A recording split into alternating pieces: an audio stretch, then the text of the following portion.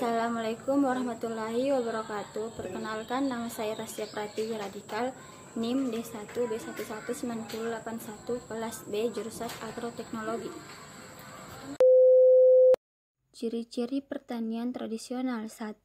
Produksi pertanian dan konsumsi sama banyaknya dan hanya satu, dua, atau beberapa tanaman saja yang dijadikan sumber pokok bahan makanannya. 2. Produksi dan produktivitas rendah karena hanya menggunakan peralatan yang sangat sederhana. 3. Penanaman atau penggunaan modal hanya sedikit sekali. 4. Tanaman dan tenaga kerja manusia merupakan faktor dominan. 5. Bersifat tidak menentu. Ciri-ciri pertanian modern. Usahanya merupakan industri atau perusahaan pertanian. 2. Pertanian mampu mengambil keputusan-keputusan yang rasional atau inovatif. 3. Organisasinya mempunyai organisasi atau asosiasi di antara petani yang kuat atau solid dan berjenjang dari tingkat desa ke tingkat nasional. 4. Aturan mainnya mencerminkan adanya kesadaran tingkat makro dan mikro secara operasional berpihak kepada petani khususnya dalam konteks perdagangan global. Perbedaan pertanian modern dan tradisional. Pada hakikatnya, perbedaan pertanian modern dan tradisional terletak pada penggunaan mesin dan tenaga manusiawi atau hewan. 1. Membajak. Pada pertanian tradisional, kita mungkin sudah sangat familiar dengan membajak sawah menggunakan tenaga hewan. Biasanya tenaga hewan yang dimanfaatkan adalah kerbau atau sapi. Perbedaan dengan pertanian modern yang membajak sawah dengan menggunakan mesin atau traktor. 2. Penanaman. Pada proses penanaman dalam pertanian tradisional biasanya memanfaatkan tenaga manusia, sedangkan pada pertanian modern penanaman akan dilakukan oleh mesin yang diprogram untuk menanam padi. 3. Tujuan pertanian. Pada pertanian tradisional biasanya hanya dilakukan untuk memenuhi kebutuhan sehari-hari petaninya. Berbeda dengan tujuan pertanian modern yang dilakukan oleh memenuhi permintaan pasar dengan tujuan keuntungan. 4. Perawatan. Pertanian tradisional biasanya akan lebih tergantung pada alam, sehingga sangat musim kemarau pertanian mereka biasa sangat kering. Berbeda dengan pertanian modern yang telah melakukan rekayasa pengairan layaknya bendungan irigasi dan lain sebagainya. Dalam perawatan, pertanian tradisional tidak menggunakan pestisida sehingga lebih aman dikonsumsi, sedangkan pertanian modern biasanya sudah menggunakan pestisida. 5. Modal pada pertanian modern biasanya lebih besar daripada pertanian tradisional. Hal ini dikarenakan lingkup pertanian modern lebih luas dan bertujuan untuk komersil, sehingga modal yang besar sangat memungkinkan diperlukan dalam pertanian modern. Ciri-ciri pertanian konvensional. Pengolahan tanah. 1. Pengolahan tanah intensif. 2. Budidaya monokultur. 3. Aplikasi berbagai pupuk sintetik. 4. Perluasan dan intensifikasi jaringan irigasi. 5. Pengendalian hama penyakit gulma dengan pestisida kimia. 6. Manipulasi genom tanaman dan binatang yang menghasilkan varietas unggul tanaman melalui teknologi pemuliaan tanaman serta rekayasa genetik. Ciri-ciri pertanian organik. Melindungi kesuburan tanah dengan mempertahankan kadar bahan organik dan tidak menggunakan alat-alat mekanisasi secara sembarangan. 2. Menyediakan sendiri unsur nitrogen melalui pengikatan nitrogen secara biologis dengan tanaman leguminosa. 3. Mendaur ulang secara efektif bahan organik dari sisa tanaman dan limbah ternak. 4. Membantu perkembangan aktivitas biologi tanah. 5. Mengendalikan gulma dan hama penyakit dengan rotasi tanaman, predator, dan varietas tanaman yang tahan. 6. Menyuarakan aspek lingkungan, sosial, dan ekonomi berkesinambungan. 7. Aspek alamiah dan kondisi lingkungan sekitar merupakan sumber penunjang produksi yang utama. 8. Mengurangi penggunaan bahan penunjang dari luar. 9. Mendaur ulang nutrisi atau unsur hara dari dalam tanah.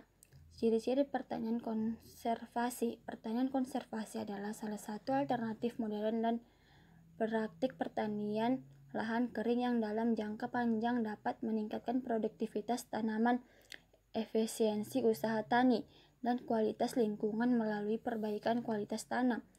Tulisan ini membahas prospek penerapan pertanian konservasi untuk meningkatkan kualitas tanah dan produksi lahan kering. Model pertanian konservasi lebih menekankan pada perbaikan kandungan bahan organik tanah melalui kombinasi tiga pendek atau yaitu olah tanah minimum, pemulsaan, dan pengaturan pola tanam. Ciri-ciri utama meliputi diversifikasi tanaman, penghindaran perlakuan kimiawi tanah, dan input di luar pertanian secara umum, produksi dan distribusi yang terdesentralisasi, dan pertimbangan pengaruh angkasa dan terestrial pada organisme biologis. Pertanian biodinamik adalah salah satu bentuk pertanian alternatif yang sangat mirip dengan pertanian organik, tetapi mencakup berbagai konsep esoterik yang diambil dari gagasan Rudolf Steiner. Awalnya dikembangkan pada tahun 1924. Ini adalah gerakan pertanian organik pertama, memperlakukan kesuburan tanah, pertumbuhan tanaman, dan perawatan ternak sebagai tugas yang saling terkait secara ekologis, menekankan perspektif spiritual dan mistik. Tidak ada perbedaan hasil yang menguntungkan yang telah ditetapkan secara ilmiah antara teknik pertanian biodinamik bersertifikat dan praktik pertanian organik dan terpadu yang serupa. Pertanian biodinamik tidak memiliki bukti ilmiah yang kuat untuk kemanjurannya dan telah diberi label pseudosains karena ketergantungannya pada pengetahuan esoterik dan kepercayaan mistik. Dibandingkan dengan pertanian non-organik, praktik pertanian BD telah terbukti lebih tahan terhadap tantangan lingkungan. Untuk mendorong biosfer yang beragam dan menjadi lebih hemat energi, faktor-faktor yang dijelaskan Eric Lichfaus semakin penting dalam menghadapi perubahan iklim, energi, kelangkaan, dan pertumbuhan populasi. Studi yang ada tentang teknologi bersih di bidang pertanian fokus utama pada penggunaan dan produksi energi yang lebih bersih atau tentang perubahan iklim. Teknologi bersih yaitu semua produk, jasa, dan proses yang mendayagunakan bahan ramah lingkungan dan sumber energi terbarukan, mampu mengurangi penggunaan sumber daya alam secara drastis, dan mengurangi atau mengeliminasi emisi gas dan sampah. Kata lain yaitu teknologi yang terkait dengan aktivitas hierarki sampah, daur ulang, penggunaan kembali, energi terbarukan, misalnya tenaga surya, dan teknologi dan proses praktis lainnya yang terkait konservasi energi dan tidak mencemari lingkungan seperti daur ulang air kelabu, penanganan sampah dengan pengomposan, dan teknologi mobil hibrida atau mobil listrik. Teknologi ini ditujukan untuk menciptakan sumber daya dan energi baru dengan meminimalisasi polusi. Produksi dan bersih adalah strategis pengelolaan lingkungan yang sifatnya mengarah pada pencegahan dan terpadu untuk diterapkan pada seluruh siklus produksi.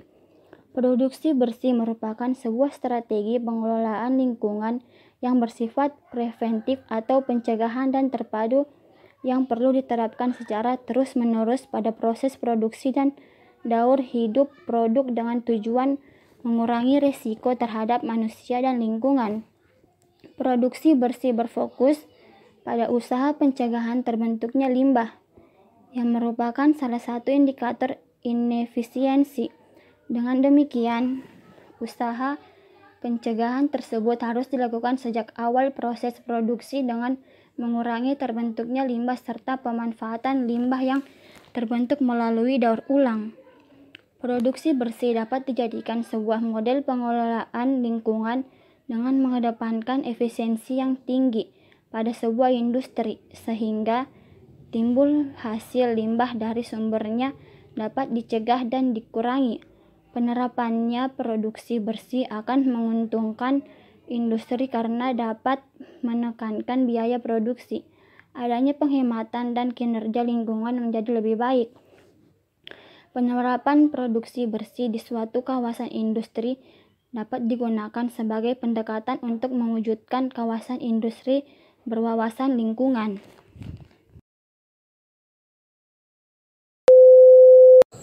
Sekian dan terima kasih saya ucapkan. Wabillahi taufiq wal hidayah. Wassalamualaikum warahmatullahi wabarakatuh.